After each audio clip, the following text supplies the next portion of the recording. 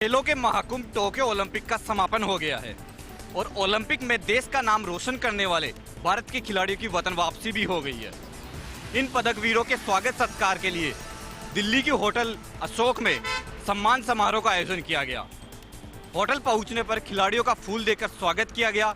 इसके बाद cake cutting ceremony हुई। टोक्यो ओलंपिक में इतिहास रचने के बाद भारत के चैंपियन स्वदेश लौट आए हैं। दिल्ली एयरपोर्ट पर ढोल नगाड़ों और भारत माता की जयकारों के साथ इनका भव्य स्वागत हुआ। एयरपोर्ट के बाहर ओलंपिक विजेताओं के इंतजार में प्रशंसक जश्न मनाते नजर आए।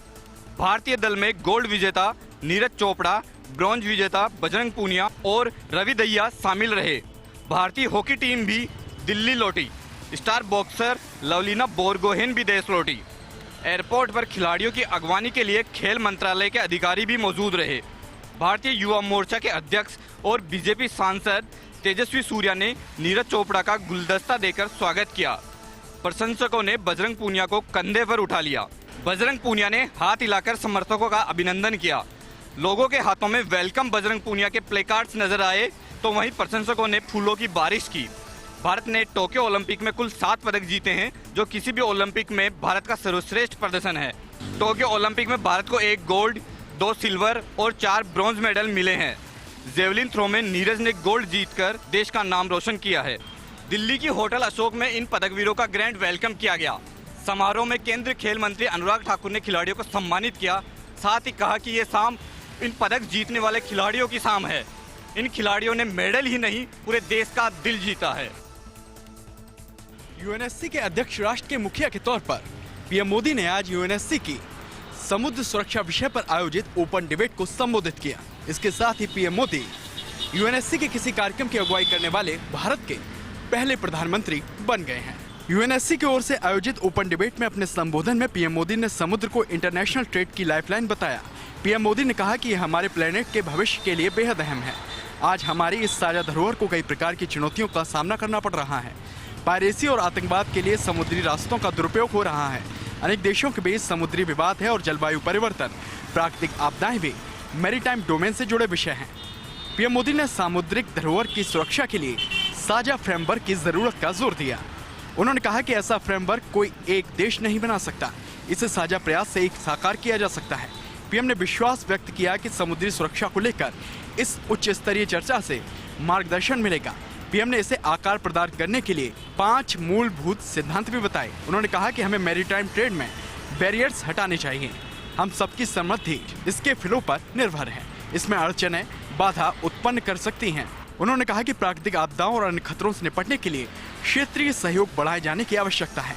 पीएम ने इस दिशा में भारत की ओर से उठाए गए कदम भी गिनाए और कहा कि भारतीय नौसेना 2008 से हिंद महासागर में पेट्रोलिंग कर रही है। हिंद महासागर में भारत की भूमिका नेट सिक्योरिटी प्रोवाइडर की है।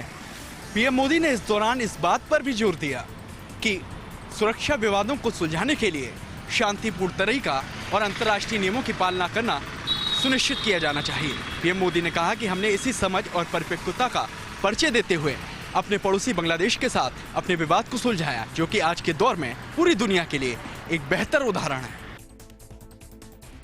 नई दिल्ली 9 अगस्त और आज का मॉनसून सत्र का लोकसभा का दिन। आज का ये दिन अपने आप में बेहद अहम रहा, क्योंकि संविधान विधेयक 2021 जो है आज लोकसभा में पास हुआ है और अब तक जो पूरी कार्रवाई हंगामेदार चल रही थी, तो ऐसे में इस मुद्दे पर दोनों ही पक्ष एकजुट नजर आए। आपको बता दें, केंद्रीय सामाजिक न्याय और अधिकारिता मंत्री डॉक्टर वीरेंद्र कुमार ने लोकसभा में संविधान विधेयक 2021 पेश किया, जिसके बाद सर्वसम्मति से बिल पास हो गया। विपक्षी पार्टियों ने भी इस विधेयक का समर्थन किया। ये बिल राज्य सरकारों को ओबीसी लिस्ट तैयार करने का अधिकार देगा। हाल ही में प्रधानमंत्री नरेंद्र मोदी की अगुवाई में केंद्रीय कैबिनेट ने इस पर मुहर लगाई थी। इस संशोधन की मांग कई क्षेत्रीय दलों के साथ साथ सत्ताधारी पार्टी के ओबीसी नेताओं ने भी की है। तो वहीं आपको बता दें, सुप्रीम कोर्ट की दखल के बाद ये बिल संसद में पेश किया जाएगा। मई में सुप्रीम कोर्ट ने याचिका पर सुनवाई करते हुए कहा था कि केवल केंद्र को यह अधिकार है कि वह ओबीसी समुदाय से जुड़ी लिस्ट तैयार कर सके। हालांकि केंद्र और राज्य सरकार द्वारा इस पर आपत्ति जाहिर की गई थी। इसी के बाद अब केंद्र सरकार संविधान संशोधन बिल लाकर इसे कानूनी रूप देना चाहती है। ये इस तथ्य को मान्यता देता है कि 1993 में सामाजिक एवं शैक्षणिक दृष्टि से पिछड़े वर्गों की स्वयं की केंद्रीय सूची की घोषणा से भी पूर्व कई राज्यों एवं केंद्र शासित प्रदेशों की अन्य पिछड़े वर्गों की अपनी राज्य सूची या संघ राज्य क्षेत्र सूची है। इसमें कहा गया है यह विधेयक पर्याप्त रूप से यह स्पष्ट करने के लिए है कि राज्य सरकार और संघ राज्य क्षेत्र को सामाजिक और शैक्षणिक दृष्टि से पिछड़े वर्गों की स्वयं की राज्य सूची या संघ राज्य क्षेत्र सूची तैयार करने और उसे बनाए रखने को सशक्त करता है। तो वहीं अब विपक्ष से मिले समर्थन के बाद हम ये भी कह सकते हैं कि राज्यसभा में भी ये जो संशोधन है वो पास हो जाएगा, ये बिल पास हो जाएगा बिना किसी दिक्कत के। तो वहीं इस बिल के पास होने के साथ ही राज्य को वो शक्तियां प्राप्त हो जाएगी जिससे वो ओबीसी लिस्ट में अपने हिसाब से संशोधन कर सकता है। पीसीसी चीफ गोविंद सिंह डोटासरा ने वीर सावरकर के आजादी के आंदोलन में शामिल होने और आजादी से पहले हिंदू राष्ट्र की मांग को जायज ठहराकर सियासी हलकों में चर्चाओं को आगे बढ़ा दिया है। डोटासरा ने कहा कि जब कांग्रेस के नेता आजादी की लड़ाई लड़ रहे थे तब आरएसएस के 1-2 नेता थे जो उनमें दिखाई दिए। हम इस बात से इनकार नहीं करते कि सावरकर जी स्वतंत्रता आंदोलन में शामिल नहीं हुए, लेकिन आप इतिहास पढ़ेंगे तो देखेंगे कि सावरकर जी हिंदू राष्ट्र की बात करते थे, जो कोई गुनाह नहीं है। पीसीसी चीफ डोटासरा ने अगस्त क्रांति दिवस पर हुई विचार गोष्ठी और स्वतंत्रता सेनानियों के सम्मान के मौके में ये बात कही। उन्होंने कहा कि सावरकर जी ने जेलों में जाने के बाद अंग्रेजों को 4-4 बार दरख्वास्त दी और अंग्रेजों को खुद के जेल से बाहर आने पर उपयोगिता भी समझाई। वे लोग किस किस तरह की सूचनाएं अंग्रेजों को देते थे ये भी सबको पता है। आरएसएस और बीजेपी लोगों को आपस में लड़वाना चाहते हैं, हम इनके मंसूबे कामयाब नहीं होने देंगे। वहीं गोविंद सिंह डोटासरा के बयान पर तीखी प्रतिक्रिया देते हुए बीजेपी विधायक मदन दिलावर ने कहा कि ये वही कांग्रेस है जो वीर सावरकर का बार बार अपमान करती रही है, लेकिन अब कहा जा सकता है कि लौटकर बुद्धू घर को आए। ऐसा माना जा सकता है कि इस मुद्दे पर आगे भी राजस्थान की सियासत गरमा सकती है। पार्लियामेंट में ऑपोजिशन लगातार पेगासस जासूसी मामला उठा रहा है और सरकार से चर्चा करने की बात कर रहा है। इसी को लेकर डिफेंस मिनिस्ट्री ने संसद में कहा कि पेगासस स्पाईवेयर बनाने वाली Israeli company the NSO group of technologies के साथ उनका कोई भी ट्रांजैक्शन नहीं हुआ है। संसद में इस मामले पर चर्चा तो अभी तक नहीं हो पाई है। इस बीच इस विवाद से जुड़े एक सवाल का जवाब राज्यसभा में दे दिया गया है। विपक्ष ने इस मुद्दे पर संसद के दोनों सदनों पर हंगामा कर रखा है। भाजपा के ही राज्यसभा सांसद सुब्रमण्यम स्वामी ने कहा कि बिल्कुल साफ है कि पेगासस स्पाईवेयर एक कमर्शियल कंपनी है जो पेड कॉन्ट्रैक्ट्स पर काम करती है। इसलिए ये सवाल लाजमी है कि ऑपरेशन के लिए उसे पैसे किसने दिए, भारत सरकार नहीं तो कौन? भारत की जनता को सच्चाई से वाकिफ कराना मोदी सरकार का फर्ज है। इसके बाद कांग्रेस के राज्यसभा सांसद दिग्विजय सिंह ने कहा कि पेगासस एक प्रोडक्ट है, एनएसओ इजराइल की कमर्शियल कंपनी है, आपके पसंदीदा देशों में से एक। आप इकलौते व्यक्ति हैं जो मोदी, शाह और एनएसओ से वो फैक्ट निकाल सकते हैं जो आप जानना चाहते हैं, उन्हें किसने भुगतान किया। ये सवाल लाजमी है। इस सवाल पर राज्यसभा में दिए गए एक लिखित जवाब में डिफेंस मिनिस्ट्री की तरफ से बताया गया कि मंत्रालय का एनएसओ ग्रुप ऑफ टेक्नोलॉजीज के साथ कोई लेन देन नहीं हुआ है। डिफेंस मिनिस्टर ने तो अपना जवाब दे दिया, लेकिन अभी भी स्थगन प्रस्ताव देकर चर्चा की मांग की जा रही है। सरकार के खिलाफ नारेबाजी की जा रही है, जासूसी मामले को बंद करो की आवाजें उठाई जा रही है। हालांकि संसद में अभी तक इस मुद्दे पर कोई चर्चा नहीं की गई है। हो सकता है कि यही वजह है कि पूरे सेशन के अंदर हंगामा बढ़ता जा रहा है। जम्मू कश्मीर में अनंतनाग के लाल चौक पर बड़ी आतंकी वारदात हुई। आतंकियों ने बीजेपी नेता और उसकी पत्नी पर फायरिंग कर दी। दोनों को इलाज के लिए अस्पताल ले जाया गया, जहां उनकी मौत हो गई। जम्मू कश्मीर के बीजेपी नेता अल्ताफ ठाकुर ने गुलाम रसूल डार और उनकी पत्नी की मौत की पुष्टि की है। गुलाम रसूल डार कुलगाम के बीजेपी किसान मोर्चा के अध्यक्ष थे। बीजेपी के पदाधिकारी होने के अलावा गुलाम रसूल डार सरपंच भी थे। उन्हें पिछले दिनों ही पंचायत चुनावों में चुना गया था। दिन दहाड़े चौक पर बीजेपी नेता और उनकी पत्नी की गोलियां मारकर हत्या किया जाने से सनसनी फैल गई है। वहीं पुंछ जिले से सुरक्षा बलों ने एक आतंकी ठिकाने से बड़े पैमाने पर हथियारों को बरामद किया है। इसके अलावा बीएसएफ ने किसतवाड़ से 2 आतंकियों को भी अरेस्ट किया है। इन आतंकियों के पास से भी बड़े पैमाने पर हथियार पाए गए हैं। स्वतंत्रता दिवस से पहले इन आतंकी ठिकानों का पता लगना और साजिश को नाकाम करना सुरक्षा बलों के लिए बड़ी सफलता है। वहीं बीजेपी नेता और उनकी पत्नी की हत्या की वारदात हुई। जम्मू कश्मीर के एलजी मनोज सिन्हा ने इस मामले की निंदा की है और कहा है कि जल्द ही अपराधियों को न्याय के दायरे में लाया जाएगा। हाड़ौती में बाढ़ और हवाई सर्वे। लोकसभा स्पीकर ओम बिरला का 2 दिन का हवाई सर्वे कल ही संपन्न हुआ था और आज पूर्व मुख्यमंत्री वसुंधरा राजे का हेलीकॉप्टर हाड़ौती में बाढ़ के हाल का हवाई सर्वे करने के लिए पहुंच गया। राजे ने दिल्ली से जयपुर होते हुए सांसद दुष्यंत सिंह के साथ 12 जिले की उड़ान भरी और इस दौरान उन्होंने 12 जिले के जलभराव का हाल आकाश से हेलीकॉप्टर में बैठकर देखा। बाद में राजे ने 12 में पत्रकारों से बात करते हुए गहलोत सरकार पर जमकर तंज कसे और कहा कि जनता रो रही है और सरकार सो रही है। बाढ़ के मुश्किल हाल में जनता को सरकार ने भगवान भरोसे छोड़ दिया है।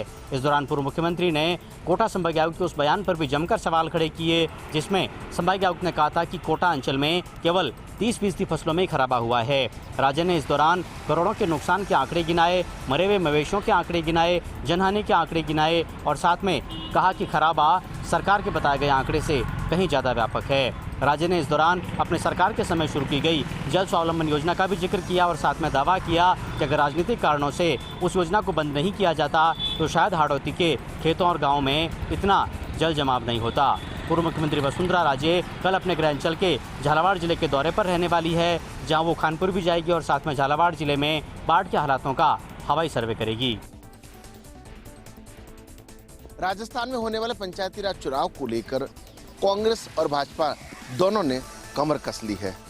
जोधपुर में जिस तरीके से एआईसीसी सदस्य वैभव गहलोत, प्रभारी मंत्री महेंद्र चौधरी, संगठन प्रभारी रामलाल जाट और सह प्रभारी प्रशांत बैरवा की मौजूदगी में देहात कांग्रेस अध्यक्ष हीरालाल मेघवाल की अध्यक्षता में बैठक आयोजित हुई है, जिसमें सैकड़ों की संख्या में कार्यकर्ता पहुंचे हैं। कोई अपना बायोडेटा लेकर के आया है, कोई अपने साथ समर्थक। इस बैठक में साफ तौर पर एक ही निर्णय लिया गया कि जिसको टिकट मिले उसे जिताना है। साफ तौर पर वैभव गहलोत ने सभी को आह्वान किया कि जिस तरह कोरोना के बावजूद विकास के काम नहीं रुके हैं, विकास की कड़ी लगातार मुख्यमंत्री अशोक गहलोत के नेतृत्व में जोड़ी गई है, वह आगे भी जारी रहेगी। लेकिन साथ ही उन्होंने ये भी कहा कि पंचायत चुनाव एक अहम कड़ी होती है और ऐसे में सभी को एकजुटता के साथ चुनाव लड़ना है।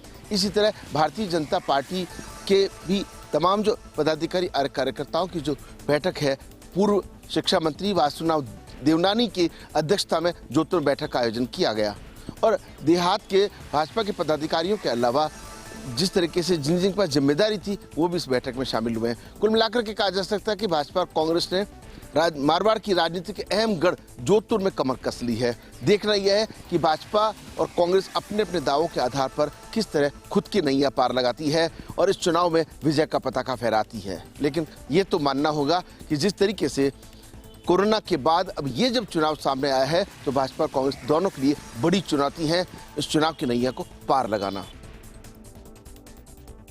ऊर्जा मंत्री डॉक्टर बी डी कल्ला आज बीकानेर दौरे पर रहे। यहां पर यूथ कांग्रेस के स्थापना दिवस पर आयोजित एक कार्यक्रम में शिरकत की और कहा कि यूथ कांग्रेस लगातार रचनात्मक काम कर रही है। दरअसल यूथ कांग्रेस के प्रदेश उपाध्यक्ष अरुण व्यास की अगुवाई में ऑटो चालकों के लिए ड्राई राशन किट वितरण कार्यक्रम रखा गया था। कल्ला ने कहा यूथ कांग्रेस की ये कोशिश रहती है कि रचनात्मक कार्यों में बढ़ चढ़कर हिस्सा लें।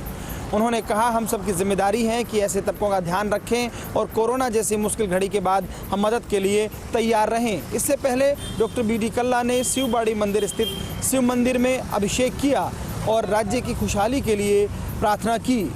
इधर श्री डूंगरगढ़ में संयुक्त किसान मोर्चा के बैनर तले एसएफआई के साथ प्रदर्शन किया गया। माकपा विधायक गिरधारी महिया की अगुवाई में हुए इस प्रदर्शन में पैदल मार्च भी निकाला गया और केंद्र सरकार के खिलाफ आक्रोश प्रकट किया गया।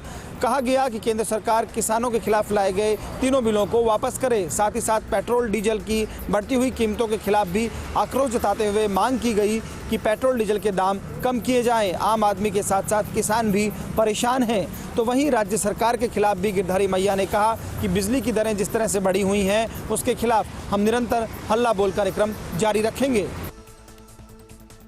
आदिवासी दिवस पर उदयपुर सहित पूरे मेवाड़ में हुए कई आयोजन। इस दौरान शहर के रेती स्टैंड स्थित भीलू राणा प्रतिमा स्थल पर माल्यार्पण के बाद भगवा झंडा लगाने को लेकर हुआ विवाद।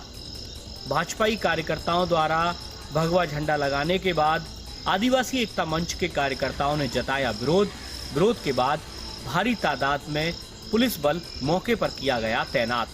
विश्व आदिवासी दिवस के मौके पर आज उदयपुर में उस समय विवाद के हालात हो गए जब भाजपा से जुड़े आदिवासी कार्यकर्ताओं ने शहर के रेती स्टैंड पर लगी भीलू राणा की प्रतिमा पर पुष्पांजलि के बाद भगवा झंडा लगा दिया। झंडा लगाने से गुस्साए आदिवासी एकता परिषद के सैकड़ों कार्यकर्ताओं ने इस दौरान विरोध प्रदर्शन शुरू कर दिया। स्थिति बिगड़ते देख एडीएम सिटी अशोक कुमार और शहर पुलिस के 3 थानों का जाब्ता मौके पर पहुंचा। इस दौरान आदिवासी एकता परिषद से जुड़े पदाधिकारियों ने भाजपा के कुछ आदिवासी कार्यकर्ताओं पर मारपीट के भी आरोप लगाए। हालांकि मौके पर पुलिस की भारी मौजूदगी से मामले को समझाइश के बाद शांत किया गया। दरअसल ग्रामीण विधायक फूल सिंह मीणा के नेतृत्व में कई आदिवासी कार्यकर्ता भाजपा की ओर से भीलू राणा के प्रतिमा स्थल पर माल्यार्पण के लिए पहुंचे। इस दौरान कुछ कार्यकर्ताओं ने वहां पर भगवा झंडा लगा दिया और इसी झंडे को लेकर विरोध शुरू हो गया।